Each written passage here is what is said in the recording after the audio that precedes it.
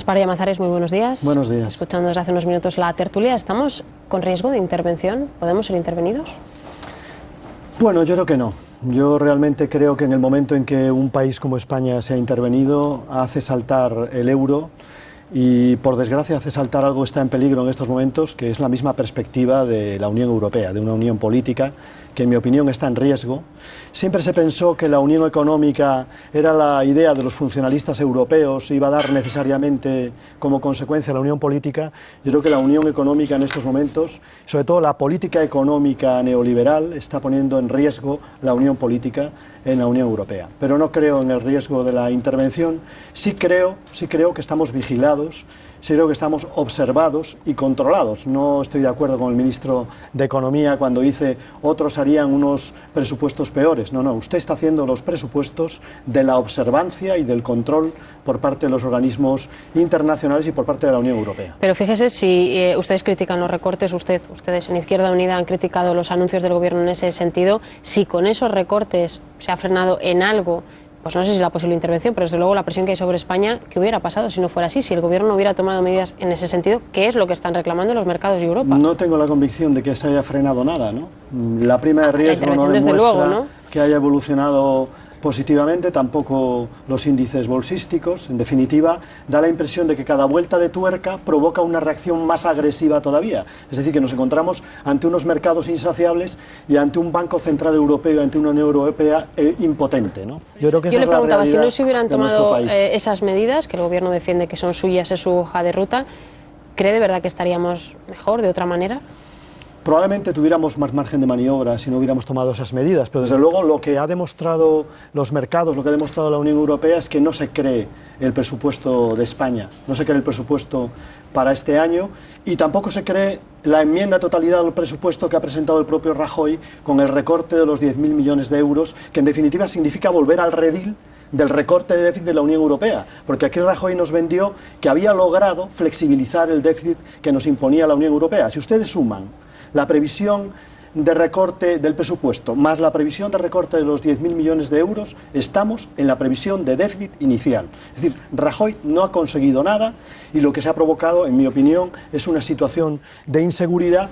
¿Por qué? Porque la propuesta de recorte, tanto presupuestario como el recorte adicional, lo que, en mi opinión, traslada a la ciudadanía y traslada a la confianza de los ciudadanos, fundamentalmente, es que en España se está apostando por cumplir con el criterio de deuda, pero el objetivo no es ni el empleo ni la recuperación económica. Es decir, que ese recorte del déficit, un mismo Fondo Monetario Internacional lo acaba de denunciar, ese recorte de un punto de déficit significa 0,7 menos puntos de PIB. Eso es una barbaridad que nos lleva a la depresión económica, que nos lleva a un desempleo masivo de más de 6 millones de personas y que nos lleva a no poder pagar la deuda y, por tanto, a estar en una situación peor que la situación anterior. Eso es lo que estamos viviendo en estos momentos. Es decir, que las vueltas de tuerca no solamente no solucionan el problema, sino que lo acentúan. Pero ayer el presidente, en defensa de todas estas medidas que usted está relatando, utilizaba un argumento que es cierto, la legitimidad. Él recordaba, oigan, yo el 20 de noviembre obtuve este resultado, el resto de la Cámara no, nosotros sí.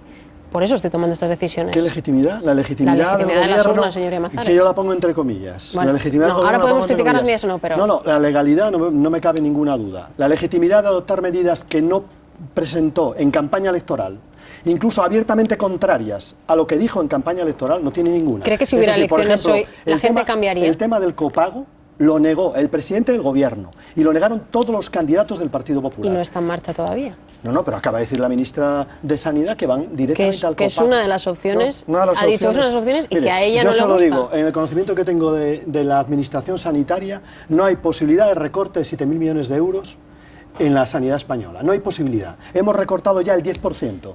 Otros 6.000 millones, otros 7.000 millones, es decir, recortar el 20% del sistema sanitario no es posible.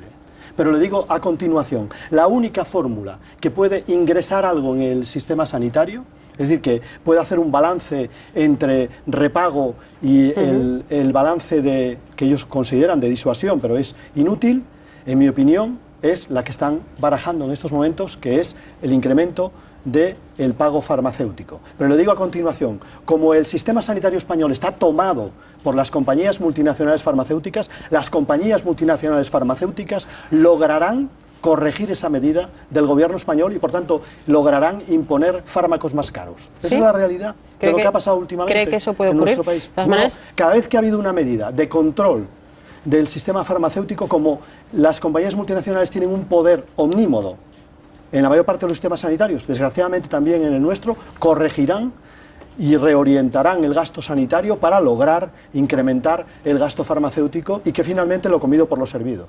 Es usted muy vehemente en la exposición, pero ha dicho una frase que realmente suena muy dura. Ha dicho que ese recorte va a suponer un incremento de muertes en España porque cuando la sanidad quiebra o no cubre suficientemente aporta negativamente a la mortalidad. Suena durísimo y quiero saber si tiene algún dato. Estudios todos, es alarmante. los que quieran ustedes. Lancet, por ejemplo, recientemente en relación a la realidad económica inglesa y a la realidad económica griega. Primera conclusión, las crisis económicas producen enfermedad y mortalidad. Cada bajada del crecimiento, cada recorte del sistema social produce enfermedad y mortalidad. Hay que ponerle cara a las cosas que hacemos. Hay que ponerle cara, en mi opinión, al recorte sanitario. Grecia, en estos momentos, el fuerte recorte y la crisis económica griega está aumentando las enfermedades psíquicas, pero también enfermedades cardiovasculares, hipertensión, diabetes, porque tiene una relación psíquico-física, y luego, por otra parte, está aumentando los suicidios en Grecia. Han aumentado de manera pavorosa en Grecia durante los últimos tiempos. Por lo tanto, las medidas económicas tienen consecuencias humanas, y hay que empezar a hablar de eso. Hay que empezar a hablar no tanto de macroeconomía, como hay que empezar a hablar de los ciudadanos, de vez en cuando. Hablar de los mercados está bien, pero hay que empezar a hablar de vez en cuando de los ciudadanos. Y el gobierno está anunciando un recorte de 7.000 millones de euros en sanidad. Es prácticamente, junto con el recorte anterior, el recorte del 20% de una de las sanidades más eficientes y mejores de la Unión Europea, hay que decirlo todo, bueno, pues que provocará alargamiento de las listas de espera, provocará mermas en la calidad de la atención, provocará más enfermedad, provocará que la gente llegue más enferma al sistema sanitario y provocará un incremento de la mortalidad. Y entonces, de lo que eso está ahí, y yo anuncio también, en relación a estudios españoles, informe reciente de SESPAS y de la Asociación Española de Neuropsiquiatría. Los dos hacen el mismo informe en relación crisis económica, ajustes y enfermedad. Yo le pregunto, entonces, ¿qué hacemos? Porque todo el mundo coincide que el sistema sanitario funciona y es verdad que es uno de los que mejor funciona, pero el gasto es absolutamente brutal. ¿Qué se hace entonces? Brutal, no es verdad, no es verdad. Hay quien defiende que tiene que haber un recorte, y es evidente porque a nadie le gustará, supongo, anunciar 10.000 millones menos. Que defiendan lo que les parezca, pero el gasto sanitario en nuestro país es muy inferior a equiparación de poder de renta al resto de los países europeos. Pero ya sabe a lo que me refiero, la deuda ha ido creciendo. Es más eficaz que el sistema sanitario alemán y que el sistema sanitario francés, pero no tenemos dinero que se para gastan pagarlo. 2 puntos más del PIB que nosotros. ¿Cómo que no tenemos dinero para pagarlo? Eso es lo que le pregunto, ¿de dónde? Mire, ¿Cómo se evita el recorte? Tan solo con el fraude de este país pagamos el sistema sanitario anualmente, con los 60.000 millones de fraude que existen en España. Pagamos, pero si quieren que paguemos, por ejemplo, lo que en estos momentos inquieta al gobierno, que parece ser que es que tenemos deudas con las empresas farmacéuticas y con las empresas tecnológicas. Yo tengo que decirles que España ha sido una bicoca para las empresas farmacéuticas y las empresas tecnológicas, y que no estaría mal que después de haber ganado miles de millones durante un año o durante año y medio, no los ganen. No pasa nada, no se van a ir de España. Tienen un mercado cautivo y un mercado importantísimo. Que nos perdonen la deuda. 12.000 millones de euros al año ganan los señores de la farmacia, y con ello dedican el 30% a publicidad y a incidir en los médicos. Eso es lo que está pasando. Pero usted está diciendo que perdonen país. la deuda, que en un momento como la deuda que hay... Yo le doy una indicación, tan solo con que nuestro impuesto de sociedades sea un impuesto de sociedades que en términos efectivos no sea del 10% en las grandes empresas como es ahora, sino que se equipare con el impuesto de sociedades de la media comunitaria, tendríamos los 4 o 5.000 millones, que es lo que van a obtener, que ellos pretenden obtener con el recorte del sistema sanitario, porque no van a obtener más, porque no hay más posibilidades. Habla del fraude fiscal. De momento ningún gobierno se ha puesto a ello, digamos, en ese volumen. Bueno, sí, en hemos puesto el zorro a cuidar las gallinas. Sí. Los 60.000 euros, desde luego, no los hemos visto. 60.000 millones de euros. Y ustedes anuncian respecto a la amnistía fiscal que lo van a recurrir. No sé si ya tienen argumentación jurídica para cómo se puede atajar eso. Bueno, en primer lugar es contradictorio que en un país que dice que los impuestos son progresivos, lo que haga un gobierno sea amnistiar a aquellos que defraudan.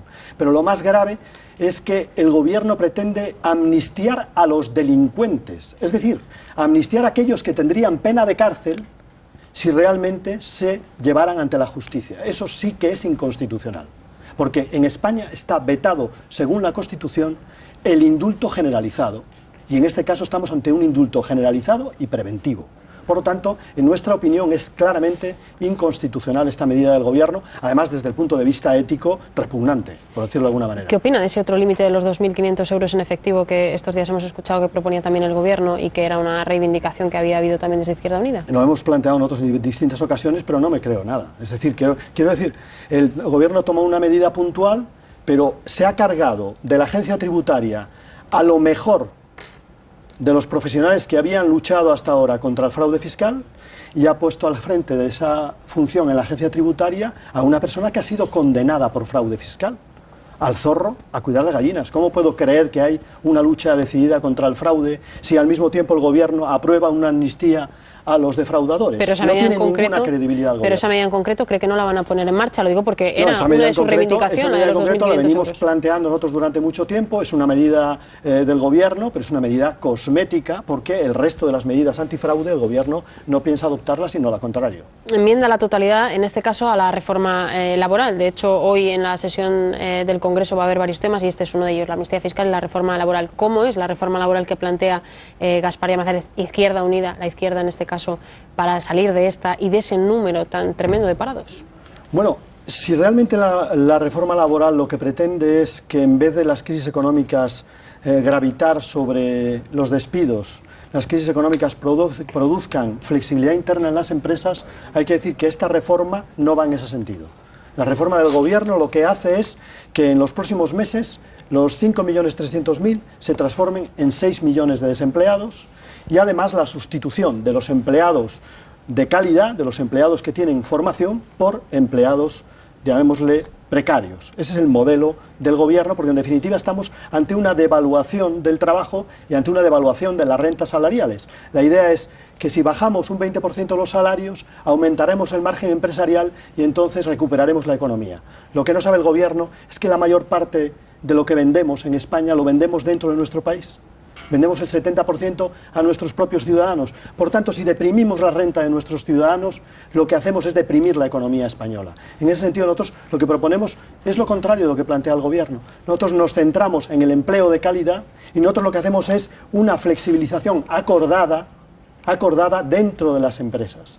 Flexibilización acordada entre empresarios y trabajadores en el seno de las empresas. Y creemos que eso es lo que permite que los golpes que hay en momentos de crisis económicas sobre el empleo no se transformen en despidos y en paro, sino que se transformen en una flexibilización de horarios o una flexibilización del trabajo. Pero usted habla de empleo de calidad y es algo que suena bien, seguramente todo el mundo que le esté escuchando ya, pero el empresario tiene que generar ese empleo de calidad y ahora mismo no parece que haya condiciones, porque no hay dinero, sobre todo, porque no fluye el crédito, por un montón de razones. ¿Cómo se genera ese empleo de calidad del que usted Claro, habla? porque es que la política que estamos haciendo es la política contraria. Es decir, por una parte, el Gobierno adopta una reforma laboral que no es tal reforma laboral, sino que es prácticamente un expediente, un gran expediente de regulación de empleo en este país, que traslada el precariedad a despidos.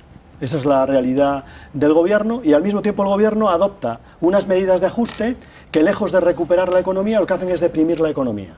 Bueno, pues la solución, en nuestra opinión, está en el terreno contrario. Por una parte, como digo, en relación al empleo de calidad y la flexibilidad interna, que por ejemplo habían acordado sindicatos y empresarios poco antes de las medidas del Gobierno, y por otro lado, apurar los márgenes que tenemos en España y en la Unión Europea, que los hay, por ejemplo en la lucha contra el fraude, en la reforma fiscal, para que haya, además de medidas más a largo plazo en materia de déficit, medidas inmediatas de recuperación de la economía. Impulso público a la economía española. Sin el impulso de la economía, vuelvo a repetir, cuando nuestra producción va directamente a los consumidores en un 70%, sin el impulso de la economía estamos abocados a la recesión económica y a la depresión económica. Y a no pagar además la deuda, no la vamos a pagar. Bueno, hablemos también de Andalucía y de Asturias. Empiezo por Andalucía. ¿Izquierda Unida va a estar en el Gobierno o va a apoyar la investidura de Griñán como presidente? ¿Cuál es la opción que se está barajando ahora mismo en su partido? Bueno, se están barajando las distintas opciones que parten de la premisa de que nosotros no vamos a permitir un gobierno del Partido Popular en Andalucía. Y tampoco lo vamos a hacer, si podemos, en Asturias. Pero luego, cómo vamos a estar dependerá del propio programa. Es decir, si hay un programa de mínimos, pues habrá un compromiso de mínimos. Si hay un programa, bueno, pues sólido, solvente, fuerte, que se centre en la regeneración democrática y que se centre también en una salida social de la crisis y en el empleo, pues nuestra responsabilidad será mucho mayor, incluso la responsabilidad de gobierno. Pero eso es lo que están valorando. ¿Cuál le gustaría a usted de las dos opciones, desde fuera o desde dentro? Hombre, a mí me gustaría que el compromiso programático fuera el más ambicioso y que nos permitiese gestionar a nosotros una parte importante de ese programa, pero ya veremos lo que sale de la negociación y ya veremos lo que deciden también los compañeros de Andalucía, que es los que en definitiva de manera participada deciden. Donde hay, por cierto, dos almas o un alma y media. Y le pregunto por Sánchez Gordillo lo que dice él dentro del partido y también esa otra denuncia que hay, participó como un piquete y hay una polémica montada por cómo ha podido hacer eso o no. Dígame, de las dos cosas. Yo defiendo la pluralidad dentro de la izquierda y dentro de Izquierda Unida y me parece legítimo que haya quien piense que no se debe de estar en el gobierno como haya quien piense que se debe estar en el gobierno. Se trata ahora de poner encima de la mesa los datos, confrontar posiciones y llegar a una solución acordada, lo mejor posible, si es consensuada mejor y si no, por mayoría. Pero no lo veo con ningún tipo de preocupación. Y en el caso de las denuncias que ha habido, ya le digo, como piquete informativo le ha denunciado el propietario de un restaurante, a Sánchez Gordillo, que pertenece a su partido, ¿qué opinión le merece eso? Bueno, puede haber denuncias, yo he sido piquete también. Sí, lo que pasa muchas que movilizaciones y se habla de que hubo un robo en ese establecimiento de las movilizaciones, nada más. No, pero yo le hablo de una denuncia en la que se habla de robo incluso, que en ese restaurante ocurrió algo más. Eso tendrán que demostrarlo, pero yo no creo que una persona como Sánchez Gordillo, en ningún caso, tengo total confianza desde el punto de vista de la honestidad personal. Otra cosa es que desde el punto de vista político podamos no coincidir. Asturias, su tierra. Izquierda Unida y el PSOE están ahora mismo, me parece que hoy mismo hay también una reunión. ¿Qué va a pasar ahí? ¿Cree que van a poder gobernar junto con el PSOE? Bueno, yo creo que Asturias es una partida de mus, pero una partida de mus que en este momento está jugando en el terreno de la derecha. La derecha es la que ha provocado esta crisis, la derecha es la que ha utilizado la campaña electoral como campo de batalla entre ellos, con ganadores y perdedores. Yo creo que el gran perdedor de esta batalla ha sido Álvarez Cascos y el Foro, y ahora creo que la partida de mus es quién paga los platos rotos de la derecha. Yo creo que la cuestión está ahí, quién paga los platos rotos, pero creo que las posibilidades en este momento son mayores para el candidato socialista que para el candidato de la derecha, porque hay más aversión en la derecha entre ellos que la aversión que puedan tener a un gobierno distinto del gobierno del Foro. Esas dos partes, ¿qué va a hacer UPyD? ¿Qué cree usted que conoce muy de cerca esa situación? Yo creo que UPyD tiene un protagonismo envidiable en estos momentos, pero si se produce lo que yo creo, no va a decidir UPyD. ¿Qué es? Que es que el Partido Popular finalmente no votará la investidura de Cascos. ¿Habrá castigo para Cascos desde el Partido Popular? No, yo creo que el Partido Popular sabe que allí se juega o partido o gobierno. Y yo creo que el Partido Popular cada vez está más cerca de defender el partido antes del gobierno. Tiene mucho gobierno ya. Lo que quiere tener en Asturias es partido. Bueno, vamos a ver si acerta el señor Gaspar Llamazares, que como digo conoce... Los cálculos políticos pueden no acertar. Sí, son cálculos solo. Vamos a escuchar por aquí a Germán Llanque. Muy buenos días, San Gaspar. A mí me gustaría pedir una explicación, pero no como una exigencia, sino una aclaración en el tema del impulso público que, lógicamente, desde la izquierda usted defiende. Porque, claro, estamos en una situación en que ya la teoría de decir impulso privado, impulso público, está muy bien, pero cada vez sabemos más de economía, o por lo menos tenemos la angustia de las cifras. Las posibilidades de manejo del presupuesto son limitadas. Usted dice que incluso para reducir ya no hay manera, etcétera.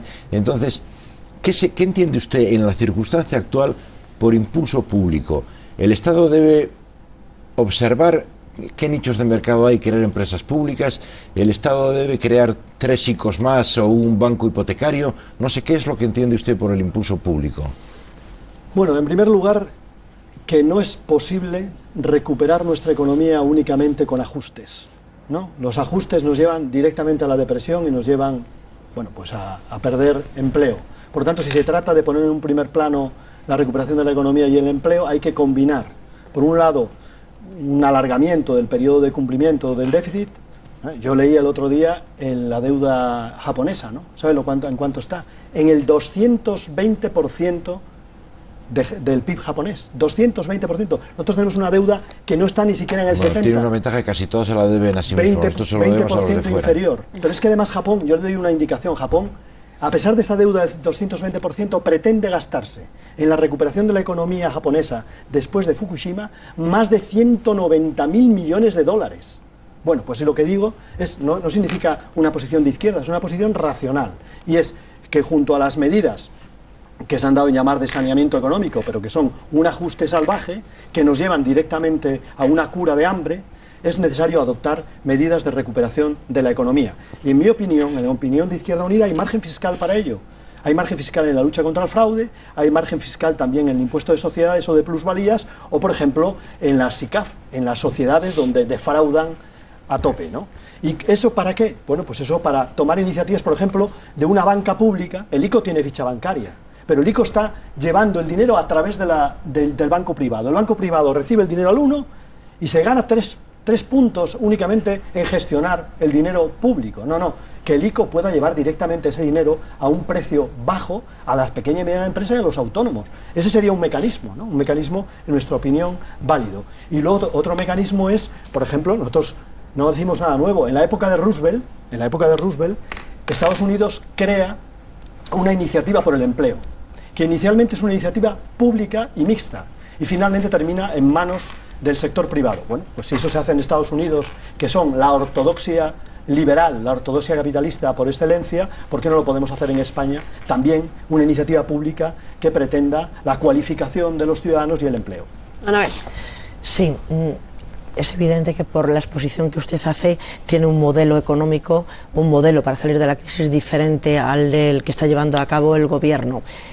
Pero si se pudiera hacer por un momento abstracción de esto, que yo reconozco que es importantísimo, claro, la hoja de ruta de cada uno, ¿usted cree que el país está para una reedición de lo que fue en la transición los pactos de la Moncloa, o el país está, o convendría un pacto nacional parlamentario para salir de la crisis, o que no, que se dé vía libre al juego de las mayorías y que cada uno haga lo que pueda? Yo vuelvo a los clásicos, eso es puro idealismo en el día de hoy.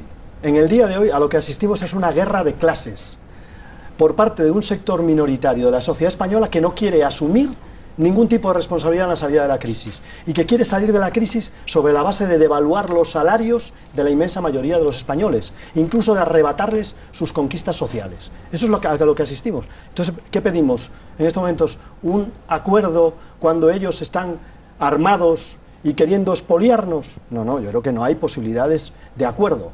En estos momentos lo que hay posibilidades es de defender las conquistas. En primer lugar, de defenderse frente a la reforma laboral, que es un expolio de rentas salariales, y en segundo lugar, defenderse frente al intento de acabar con el sistema social, de acabar con la sanidad y la educación públicas, que son eficientes y lo único que quieren es buscar nuevos nichos económicos para sus amigos.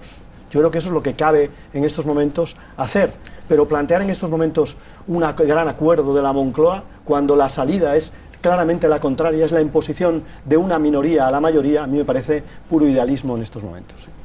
Fernando. No, me parece muy relevante esa reflexión que hace, porque efectivamente, terminada la construcción, los 3 grandes nichos de negocio que quedan para el sector privado son la sanidad, la educación y los servicios sociales. Y es verdad que se está produciendo una ofensiva para hacerse con esos mercados. Pero hay algo en lo que me parece llamativo. Hay que decir a todo ello que son más caros. Es decir, que aquellas comunidades autónomas que tienen más problemas hoy en sanidad son las comunidades autónomas más privatizadas, son las que tienen más gasto sanitario. Y pongo el ejemplo de Estados Unidos. Estados Unidos gasta el triple en sanidad que España, el triple, a igual poder de renta 3 veces más. Eso demuestra que el sistema privado no solamente tiene una baja cobertura, cubre a menos del 50% de los americanos, que el 50% están sin cobertura sanitaria, sino que además resulta carísimo, carísimo. Por tanto, el argumento de que vamos a ahorrar, nada, no vamos a ahorrar nada, vamos a dar negocio a determinados amigos. No, en eso estoy de acuerdo, pero quería discrepar, porque en lo que discrepo es que hay una batalla, una lucha de clases en este país, porque el hecho es que en muchas comunidades autónomas donde ha gobernado el Partido Popular, es decir, se ha visto su modelo de gestión, han vuelto a salir ganadores, y no solo en esas comunidades autónomas, sino que hay muchos obreros, para decirlo en un lenguaje comprensible, que votan al Partido Popular. Y esto me suscita la siguiente pregunta. Yo cuando anoche puse en Twitter que iba a venir usted, la pregunta más repetida, porque pedí a la gente que enviara sus preguntas, creo que las ha visto porque algunos le ponían copia a usted. La pregunta más repetida es, ¿para cuándo una izquierda unida? Porque todo ese modelo que usted propone podrían gobernarlo, podrían llevarlo a práctica si hubiera una concertación tal como la hay dentro de la derecha, dentro del Partido Popular. Pero ustedes no se han conseguido poner nunca de acuerdo con el Partido Socialista y con las otras izquierdas o partidos como ECUO, que últimamente también ha habido algunas discrepancias públicas. Adelante. Bueno, en primer lugar, que hay una guerra de clases en Europa y que se está aprovechando la crisis para desmantelar las conquistas de los trabajadores es, en mi opinión, incontestable, ¿no? Incontestable que en Europa en estos momentos existe lucha de clases, lo que pasa es que la van ganando los otros. La va ganando fundamentalmente la clase propietaria, que se está haciendo con el modelo social y se está haciendo también con la democracia, convirtiéndola en una plutocracia o democracia de poder únicamente, ¿no? Eso no quiere decir que luego no haya mayorías parlamentarias que en determinado momento apoyen a la derecha. Eso no es contradictorio, en mi opinión. Sobre la unión de puede la haber mayoría que apoye a la derecha. Pero con respecto a la unidad de la izquierda, ¿sobre qué base? La unidad de la izquierda sobre un programa alternativo al golpe de mercado, la unidad de la izquierda sobre un programa de otra Europa, de acuerdo, mañana mismo. Pero la unidad de la izquierda para un proyecto social liberal que prácticamente sea un proyecto de la derecha compasiva, nosotros no tenemos ningún interés en esa orientación. Bueno, pues se nos ha acabado el tiempo. Le agradecemos mucho, como siempre, a Gaspar Llamazares que haya estado aquí en los desayunos. Gracias.